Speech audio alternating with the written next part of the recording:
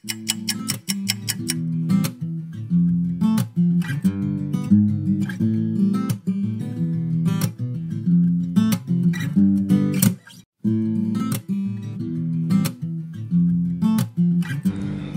на всички!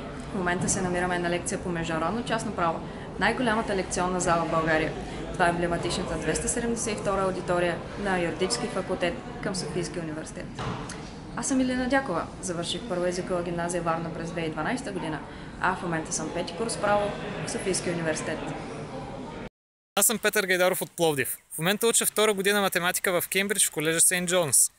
Аз съм Анелия. В момента съм на обмен за един семестър в Австралия, в Къртин Университи, а по принцип уча в Шотландия, в Абърдин, в Робърт Гордън Университи, специалност медиа.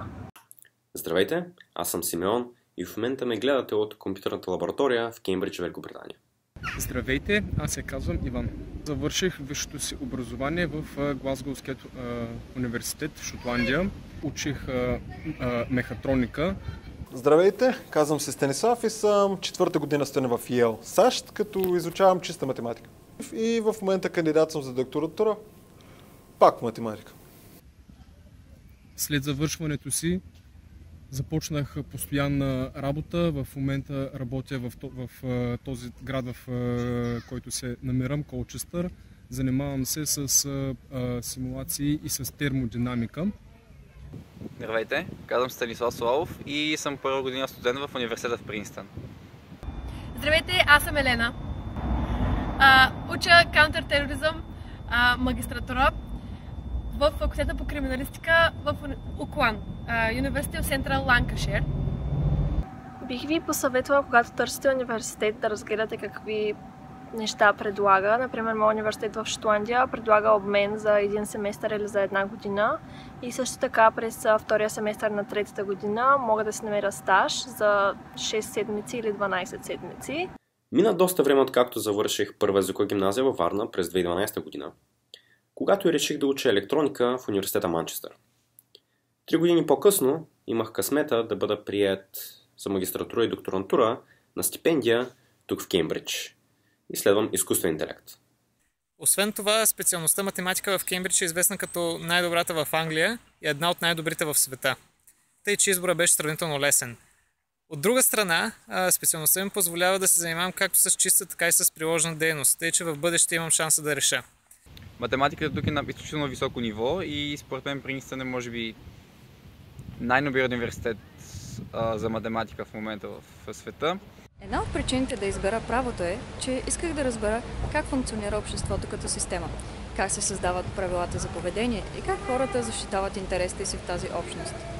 Освен това, специалността приучава към аналитично мислене, отлична аргументация, свободна комуникация по различни теми, както и по-активна гражданска позиция. Избрах да уча контртероризъм, понеже е различно, понеже е ново, понеже е предизвикателство за мен. Направих си дисертацията, дипломната работа на подобна тема и реших, че това е нещо, което искам да правя и това ми харесва. По-нататъчното ми развитие, в момента подавам документи за университета, в който учи Симеон, в Кембридж и искам да работя в SpaceX. Това е моята мечта, моята цел и аз следвам своя път.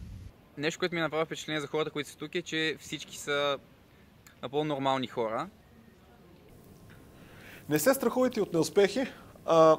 Аз самият кандидатствах да уча в Щатите 2 години подред, защото първата година бях отразнен от всичките училища, в които кандидатствах.